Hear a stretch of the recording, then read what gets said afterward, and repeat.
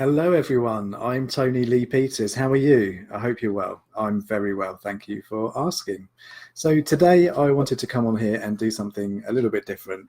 I wanted to have a conversation with you about life coaches and the secrets behind life coaches. So the kinds of things to look out for when choosing a coach and things to avoid when looking to make the right decision when it comes to finding a life coach. The first thing to mention, though, is that there are some excellent life coaches out there, some really good people, but there are also some not so good people.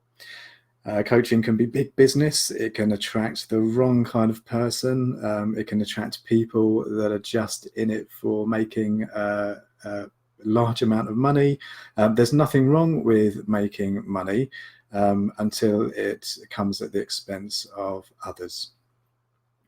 I've encountered coaches who, on their initial contact with me, so during like discovery sessions, have used sales techniques and manipulation into pressuring me or trying to pressure me into signing up for their services and spending my money. So if you ever feel that during a discovery session you're being manipulated or you can sense some kind of sales techniques, then I would say run for the hills.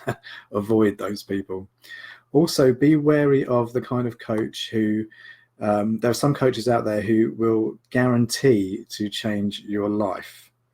Now, it sounds a bit counterproductive to be wary of those kind of coaches, but the reason behind that is that a coach can't guarantee to change your life. A coach can guarantee to guide you towards the processes that can result in change and can support you during that change.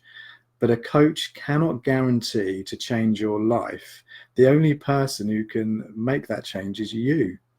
All a coach can do is guaranteed to guide you towards that change. So if you encounter anyone who's saying that they guarantee to change your life within 3 months, 6 months, whatever amount of time, I would urge you to stay away from those. Also, some coaches kind of apply what I call the band-aid approach to coaching. So they're there to kind of make you feel happy and to be a sympathetic ear. And yes, as a coach, you do want to help people to find happiness and to be a sympathetic ear, but it's more important to find a sense of fulfillment rather than just happiness. Unfortunately, some clients, that's all they want to do. All they want is, they might be feeling lonely, they might want a sympathetic ear, someone to listen to them, and some coaches can take advantage of that. I would much rather work with someone to help them develop their own skills and lead them towards a much more fulfilled and meaningful life.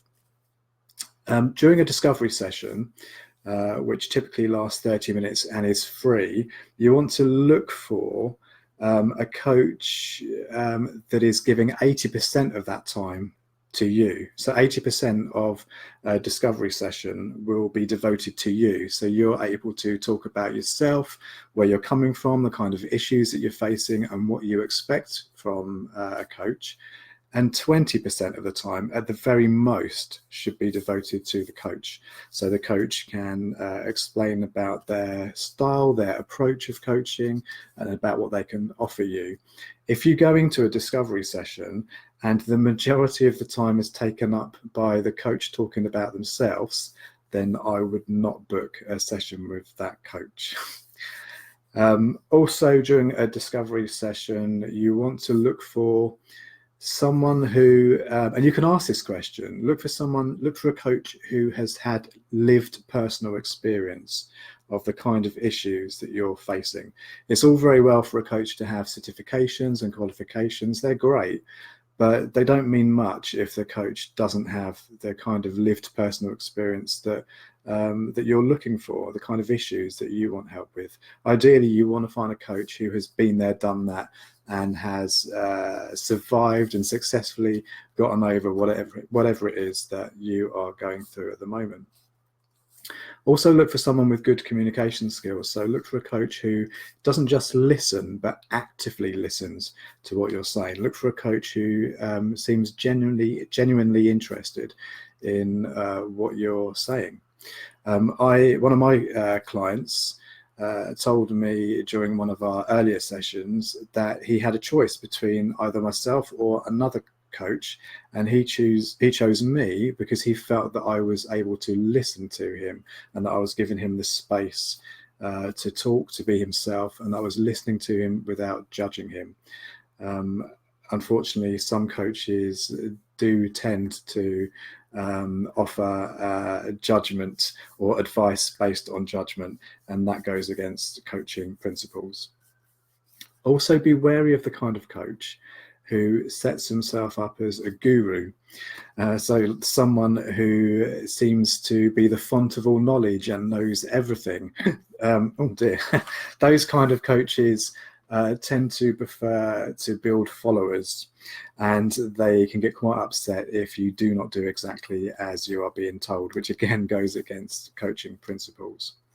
I've had clients as well tell me that they were quite hesitant in booking a discovery session because they've had such bad experiences with other coaches in discovery, especially regarding sales techniques and just being given a hard sale. So if you feel during a discovery session that you're being given a hard sell, that you're being manipulated, if a coach ever turns around and says to you, look, I'm giving you this 30 minutes for free, if there's any kind of notion of that kind of thinking or any kind of sales techniques, then run for the hills. Do not go back to that coach. You will not get a good coaching experience with that coach. And also look for the kind of value that you'll be getting from your coach. So find out what the coach can offer you and compare the coach's value to the amount of money that you'll be spending. So is the coach just going to give you one 60-minute appointment every month, or is there anything added on top of that? I know of coaches who offer 60-minute appointments, but then they take time away from that they spend on the client's paperwork,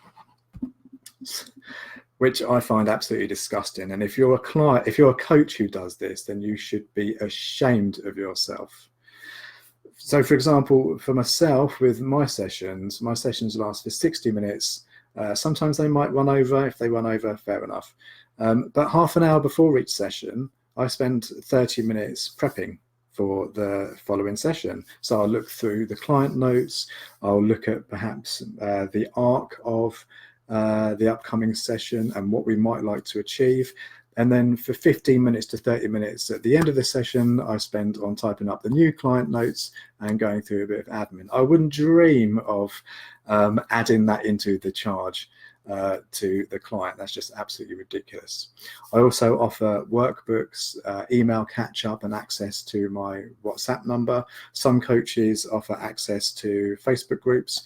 So look at the value other than just the 60-minute appointments. And also, if there's something that you would like the coach to offer you, if there's something that you think is missing, then ask the coach. And any good coach will be able to build that into the service that they're providing for you. And I guess ultimately it's about remembering that you're not just spending your money, you're also spending your time, and your time is a lot more valuable than money. So it's about investing your money and your time really wisely. I hope I've given you some good tips about what to avoid and what to look out for with a coach. If you've had an excellent encounter with a coach or a negative one, then tell us about it in the comments below. I'd love to read about your experiences. I hope you've found this useful. Whatever it is that you're doing today, make sure you have a good one and be kind to yourself. Take care. Bye-bye.